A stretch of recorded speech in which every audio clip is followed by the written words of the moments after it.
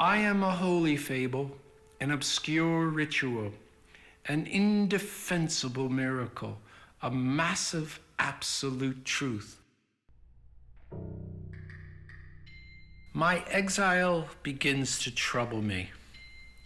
I am convinced it is not me, but brought on by my peers. My peers being like the family of schizophrenics, where the schizo is denied. I am here forced into exile, spending my final days on the small island. Some people think Manhattan is bigger than it is, but it's really pretty small. They don't believe me when I tell them.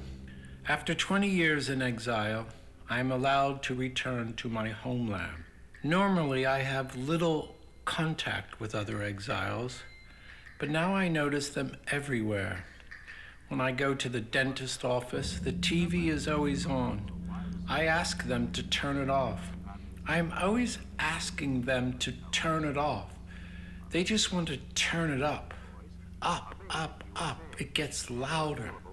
It's very clear to me that a half a degree matters. We need to turn it down, I tell them. Turn it down, I say. Turn it up, they say. Turn it down, I say. It's very hot in here. I think we need to turn it down. They give me strange looks. I tell them that I'm beginning to appreciate the rate and speed at which this is happening, which is kind of the unprecedented part in all of this. They turn it up and shut me out. I may die here in self-imposed exile. I'm certain I'm going to die here, I swear to you. There are divine things more beautiful than words can tell. I'm telling you, in international politics, most exiles are cards, not players. I am here on this island, not unlike Prospero. I've given up the book, no more magic for me. No more books, no more magic, no more cards. My exile means absolutely nothing to anyone. I am no one. No one at all. The arrival of fugitives, refugees, or exiles in the border cities were carefully registered and included in periodical reports. Now they are all in jail, labor camps, or exile, or in Golden Gate Park. I tried to tell them about the park, about the camps, about the weather, where I came from. I told them. I told them. Why do I say them?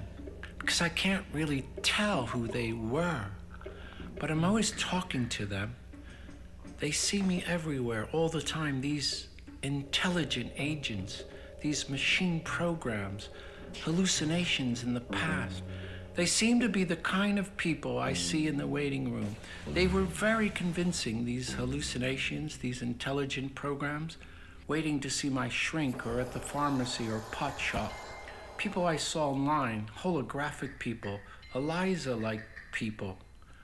Nothing I could say could convince them. These urgent problems were thus avoided.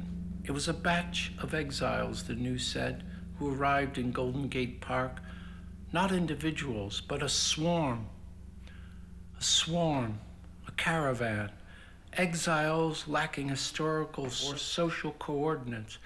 It's not easy to assimilate into a television program, but I had been to the park. I told you about that. I was in the park until I told them about the tennis thing I saw in the park, the tennis thing. 3 young people, a man, Nijinsky, and 2 women, all in tennis clothes, chase a ball into a clearing, and there for 18 months, or was it 18 minutes, they conduct a 3-way flirtation. The women are as taken with each other as they are with the man. Those tennis balls. It doesn't matter what I said. The more I talked, the more it seemed I was on some channel, and well, they were selling ads with all my talking. So I decided to take a boat ride, floating down unconcerned rivers.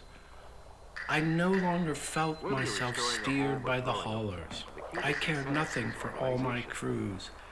The rivers let me sail downstream where I pleased, into the ferocious riptides. Last winter, more absorbed than the minds of children, I ran. and the unmoored peninsulas never endured more triumphant clamoring. The storm made bliss of my sea-ass-born awakenings. Lighter than a cork, I danced on the waves, which men call eternal rollers of victims. For 10 nights, without once missing the foolish eye of the harbor's lights. You know the poem, I told them. Nope. Stronger than alcohol, vaster than music. Ferment the bitter redness of love. Back to the tennis game.